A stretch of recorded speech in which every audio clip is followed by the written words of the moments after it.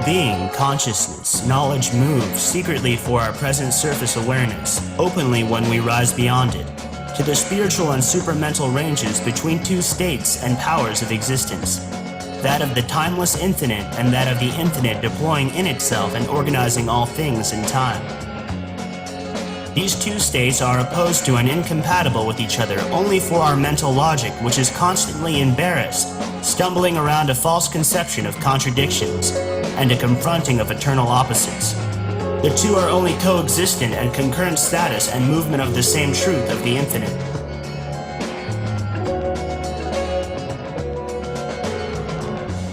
The symbolism in Assassin's Creed 2 is dramatic to say the least. The character you play as is named Enzia, which very cleverly conceals the word Zion. The finale takes place in a hidden holographic chamber room which houses the artificial uploaded consciousness of the Ancient Ones or Elder Gods located within the Vatican. In her digital form, the Elder God Minerva reveals to Enzia that she and others of her kind were part of a far more advanced society. Eventually, the two races went to war against one another, soon halted by a natural celestial catastrophe involving a massive solar flare which resulted in the destruction of most life on Earth. The few remaining ones who came before constructed several temples around the world, one being located within the Vatican. The last time God lost faith in man, he sent a flood. This time, he sent angels.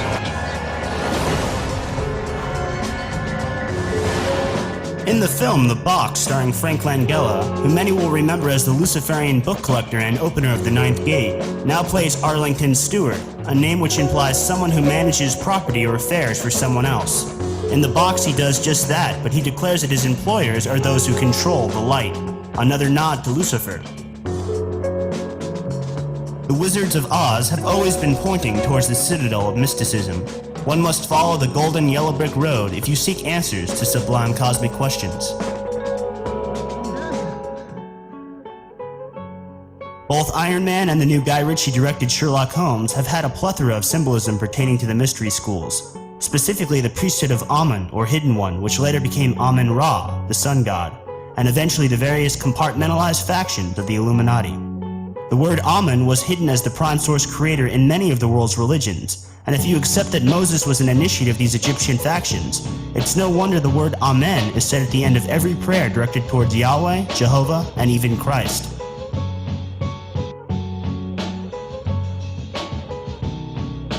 Our memories are very confused. There is even much doubt as to where they began, for at times we feel appalling vistas of years stretching beyond us, while at other times it seems as if the present moment were an isolated point in a gray formless infinity. There must first be the psychic change, the conversion of our whole present nature into a soul instrumentation. On that or along with that, there must be the spiritual change, the descent of the higher light, knowledge, power, force, and bliss into the whole of being, even into the darkness of our subconscious. Unsurprisingly, there appears to be an abundant amount of Stargate symbolism in Terry Gilliam's upcoming film, The Imaginarium of Dr. Parnassus. Here during the preview credits, we see Johnny Depp standing in front of Osiris's boat of eternity. This is a symbol that pops up quite often in Egyptian artwork. Researcher William Henry has even correlated the shape of the canoe-like craft Osiris is standing upon with the modern depiction of a wormhole. Sega's new highly bizarre game Bayonetta carefully houses the word Aeon in its title, as well as the double cross of the dragon. The central eye in the logo is also quite obviously reptilian. The game is based on the War of Polarities once again, as the Umbra Witches and the Lumen Sages are locked eternally in battle, each owning a sacred eye of the world, which when brought together have the power to recreate the universe. You play as an Umbra Witch who slays all of the angels of heaven with comical glee, and you even end up destroying the creator god named Jubileus by throwing her into the heart of the sun. The term Aten was used to designate a disk, UFO, flying saucer, what have you. And since the sun was a disk, gradually it became associated with solar deities. Consequently, Aten expresses indirectly the life-giving force of light. The full title of Akhenaten's god was Ra Horus. There must take place as the crowning movement, the ascent into the supermind and transforming descent of the supermental consciousness into our entire being and nature. Stars. Oh my God. God? You think God survived? He's dead along with the rest of humanity. There's no law, no order, no good or evil, just us. You think that You're going to be the one to judge me? You want to take a shot at it? You know what? I just might. You are suffering, son. Then I was shown the mystery of the worlds, how in the first period of recorded history men thought that life came from woman alone, and worked by the formula of Isis, worshipping nature chaste and kindly, not understanding death or the arcanum of love. So when the time was ripe, appeared the brethren of the formula of Osiris, whose word is Io, so that men worshipped man, thinking him subject to death, and his victory depended upon resurrection. Even so conceived they of the Son as slain and reborn with every day and every year.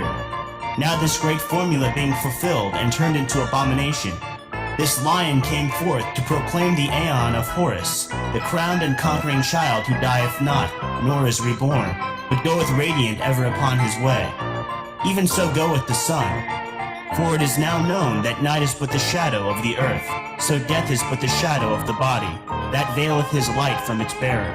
Aleister Crowley, The Heart of the Master.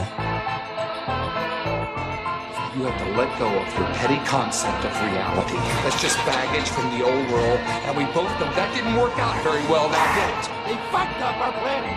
Life eats life. And all that's left is what is.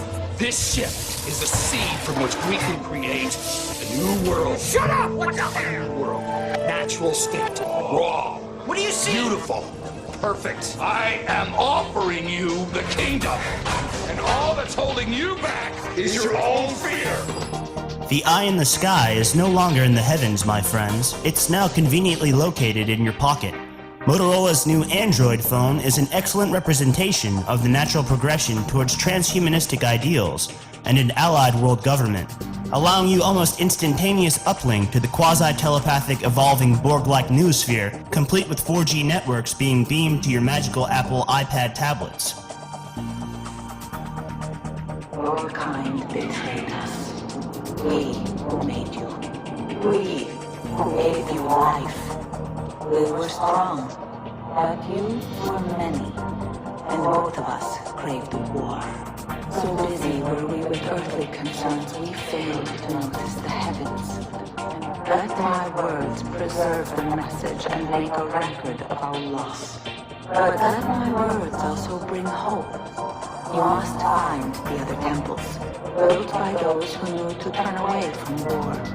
They worked to protect us, to save us from the fire. If you can find them, if their work can be saved, so too might this world. It is becoming much more difficult to deny the fact that we are indeed entering into a new eon. Many gates or portals have already been opening across the Earth, such as the Norway Spiral and the Gulf of Aden Vortex. Warships from all over the world have been stationed just off the coast of Yemen to monitor the activated Stargate, under the guise that they are there to combat Somalian pirates, which I find to be quite laughable. There will be many false flag terrorist attacks in the near future that will be designed to take the public's attention off the much more significant scientific and spiritual discoveries that would otherwise be the focal point. It is my opinion that such sightings and gates will continue to appear across the world to help aid us transition into a more awakened state of being. Let us not forget that the Earth itself is sentient and alive, and the current epoch of darkness is quickly approaching its final chapter. Engage the seed of the soul, seek the mysteries without fear, for there is no law but the law of love, love under will. May you live in interesting times, the psychedelic merging of the temple within and the temple without.